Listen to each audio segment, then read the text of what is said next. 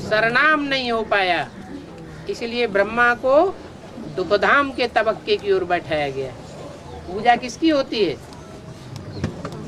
पवित्र की पूजा होती है या पवित्र की पूजा होती है?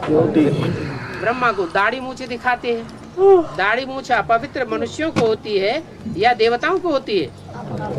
अपवित्र मनुष्यों को दाढ़ी मूछ होती है, इसलिए उनको दुखधाम की ओर दिखाया गया। विष्णु को और शंकर को दाढ़ी मूछ नहीं देते हैं।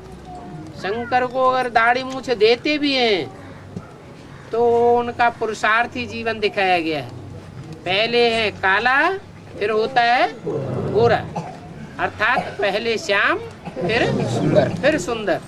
वो संगम की कृष्ण की बात हो जाती है।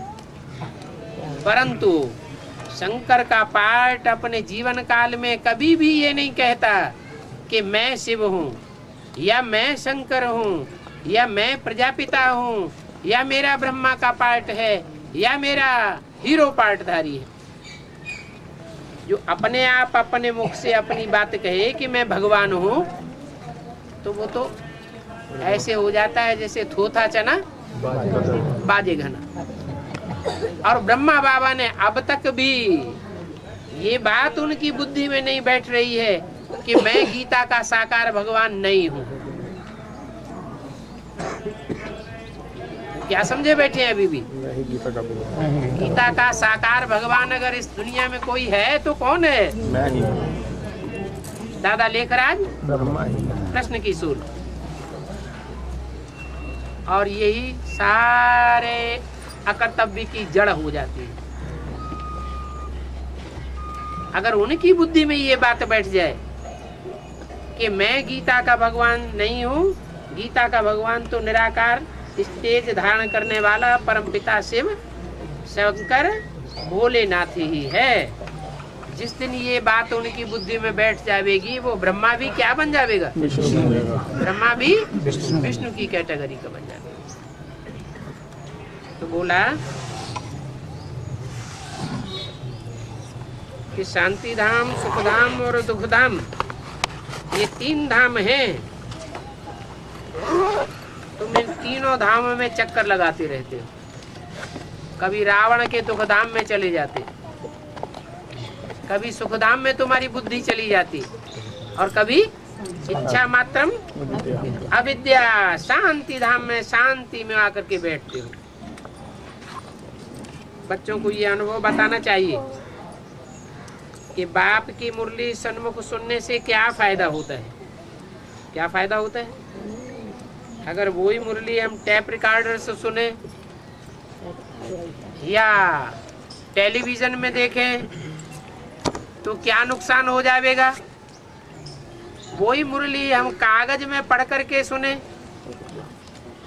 या कोई कागज में पढ़ करके हमको सुनाए तो क्या नुकसान हो जाएगा?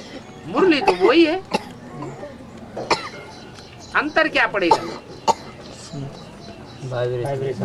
हाँ, जो सन्मुख बाबा मुरली सुनावेंगे उस मुरली में बाबा की दृष्टि भी मिलेगी, उस दृष्टि के साथ साथ वाइब्रेशन भी मिलेगा।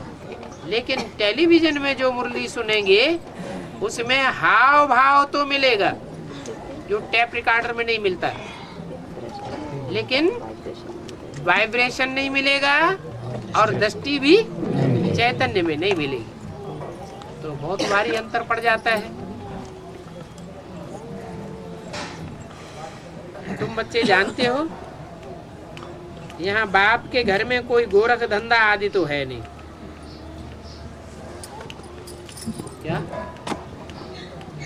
गोरख धंधा क्या होता है? गौ माने क्या कन्या माताएं है? गौ माने क्या? कन्या माताएं, गैया। जो साधु सन्यासी होते हैं वो तो जानवर गऊओं को गैया मानते हैं। वो जानवर गैयों की पूजा करने से कोई प्राप्ति नहीं होती, होने वाली नहीं है। ये तो चैतन्य ह्यूमन गैया हैं। जिन गऊओं की अगर पूजा करेंगे तो इसी दुनिया में स्वर्ग बन जाएगा। कहते भले हैं शास्त्रों में, लेकिन मानते नहीं हैं। क्या? यत्र नार्यस्तु पूज्यन्ते रमन्ते तत्र देवता। जहाँ नारियों की पूजा होती है वहाँ देवताएं रमण करते हैं। ये कन्याएं माताएं ही गौएं हैं। उन गौओं की रक्षा करना का धंधा, उन गौओं की रक्षा करने का धंधा ही कहा जाता है गौरख धंधा। वो मनुष्य गुरु करते हैं। भगवान को ये धंधा कर